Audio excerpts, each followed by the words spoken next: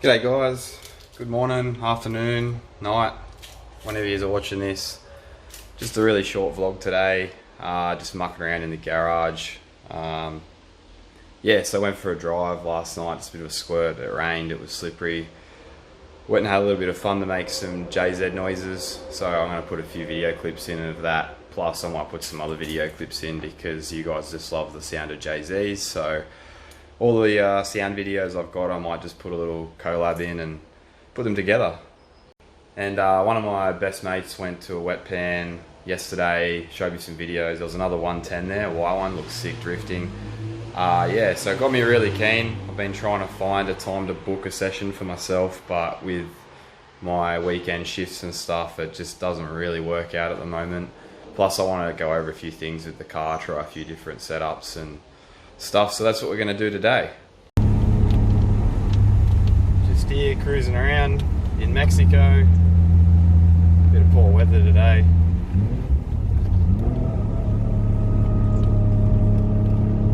Listen to some JZ noises.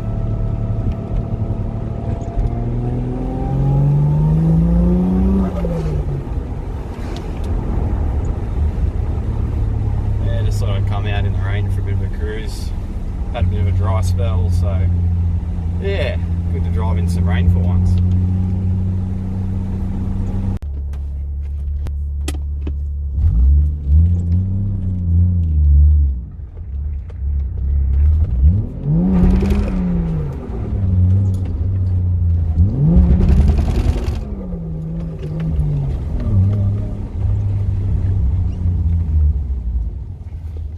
Doesn't know when tracky's on.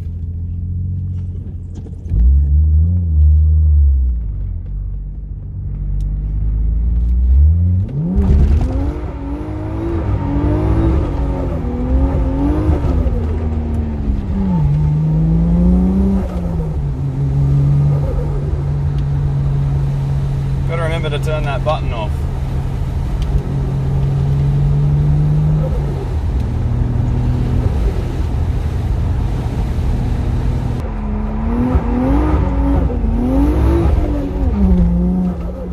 I got so much grip compared to what I thought I would in the wet. Slides, but you just gotta really keep it on boost.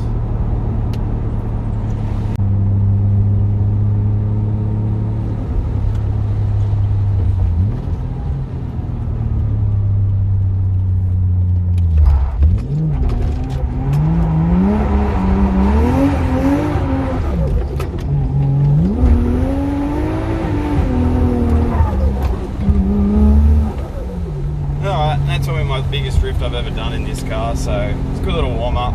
Getting the hang of driving this car the more I drive it, but definitely need like a, I don't know, like a wet pan day or something just to get a good feel for it. Goes good, but yeah, being that I have two different tread patterns on the rear does not help. It grips up in one area, so yeah, it's not that fun and a bit dicey. And there's all new cinder blocks up here on these corners because they obviously try and get people to not drift here in Mexico.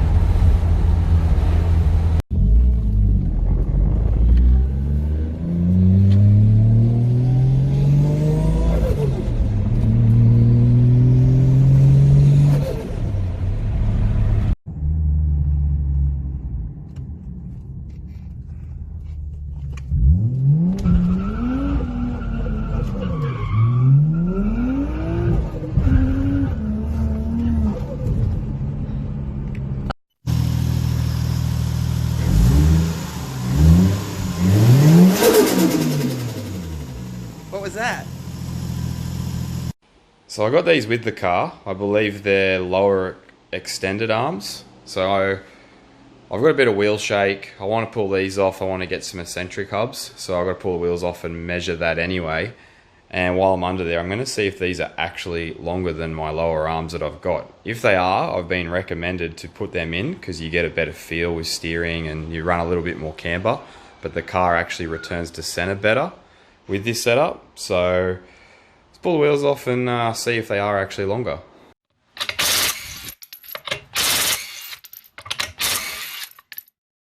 So just pull the wheel off, have a look around at the arms. There's the lower. It's definitely not running one of these anywhere that I can see. I thought it would have been like, I don't know, back here somewhere, but it's a different shape, and the upper support, yeah, to me it looks like a trailing arm, like on the rear. It says left on it. I looked at the back of the car, even those ones are like heaps chunkier. So, unless it's an upper on the rear, I don't know. So yeah, I've got to work out where this goes and what's it for. It might even be for this car, who knows. But yeah, just come with the car, and that's what he said it was. So, I don't know where it goes. If you guys know, hit me up. Alrighty, so yeah, my wheels I've got at the moment are bigger than this, and there's too much clearance there. So there's a bit of moving. Rather than looking on the internet and just getting figures off the net, I thought I'd actually measure. It's going to be hard to get in there. Probably need 2 hands for this. So these run a 60 hub. Oh, that must be like a 64 or something in the wheel. Maybe even bigger. Whatever they come in, factory size, 67 or something. Oh, I can't get this in here. I'll use a tape. Yeah, it looks to be the 67 size. So that's 7mm difference, which is quite a bit. So I'm going to order some eccentric hub rings for the front and rear, and I'll put them on hopefully when I get them, and that'll stop any extra wheel wobble I've got. Alright, well that was uneventful. So yeah, not too sure what these are. So again, hit me up if you know what they are. So yeah, there goes today's job. Yeah, so don't know where they go. I had a look under the rear. Definitely doesn't run on the rear of the car either. So he did tell me that they were like an extended lower to run front wheel camber. So these don't exist under this car. Unless I'm missing something, yeah. Anyway, I know what size rings I need. So yeah, I'll chuck those videos in of me driving around last night, making some good noises. I wish I had an external mic or something in the engine bay or near the exhaust. It would sound heaps better, but I don't have that set up. So you'll just have to listen off my recording from inside the car, and hopefully you can get a good sound out of it. Yeah, it don't make sense, but anyway, I'll delete this bit out. Alrighty, I thought of another idea, a few other little jobs I can do. One, I want to play around with some more electrics here, because this doesn't light up at night, so if I want to use it, it's kind of hard to find.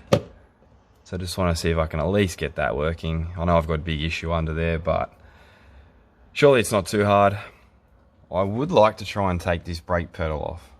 Try and take it off and take it to the scrapyard and see if I can go pick one off another car that's similar. So I've heard the IS200, maybe some other Toyotas are similar. So if it undoes easily, I can take it with me and see what looks the same.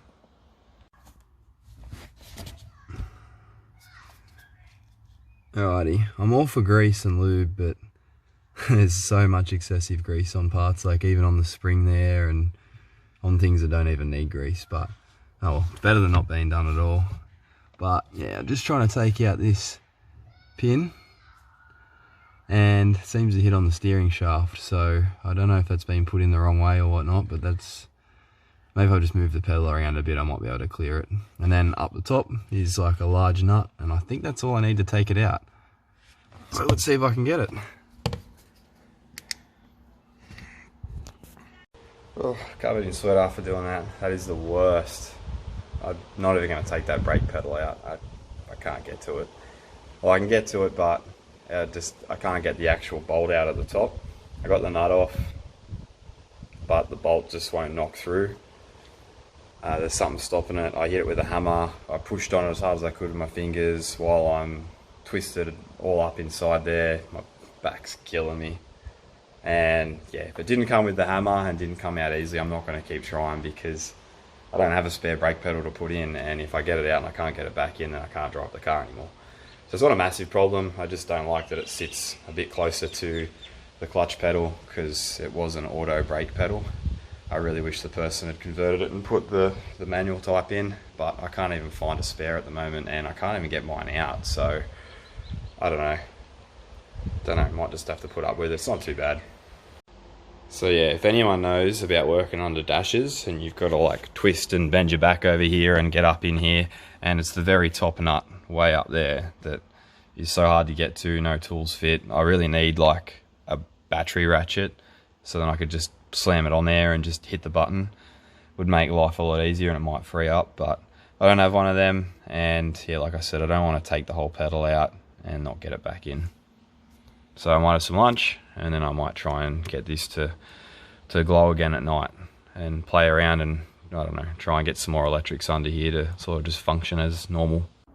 So here's my wiring mess. I'm going to play around with that, but I did look up through the dash here, and if I move all these wires, you can get to the bolt for the brake pedal a bit easier with all this removed. So I'm probably still not going to take it out. I might just take pictures of it, try and remember what it looks like and see if another car has a similar brake pedal, and go from there. It's not a massive problem to me, and if I need to change it, I'll go through here instead maybe. But for now, I'll play with this and see how I go.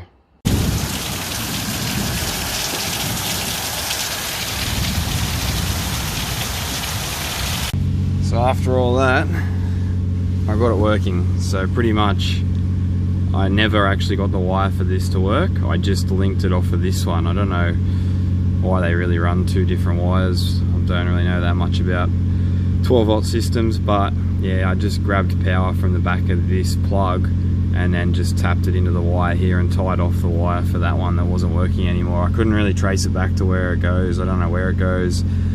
Probably back to the body control module or something. But yeah, I'm not too sure where that is or what it does, or yeah. So I've asked for help on a JZX page to see if they can help answer my questions. If not, that'll do for now. It works, I can find it, so it'll do. And our stuff around the globe actually was rattling loose all the time and flashing, so I had to fix that, so I pulled the whole switch apart. But yeah, anyway, just warm the car up, make sure everything's working, and yeah, let's go for a bit of a squirt now the storm's over.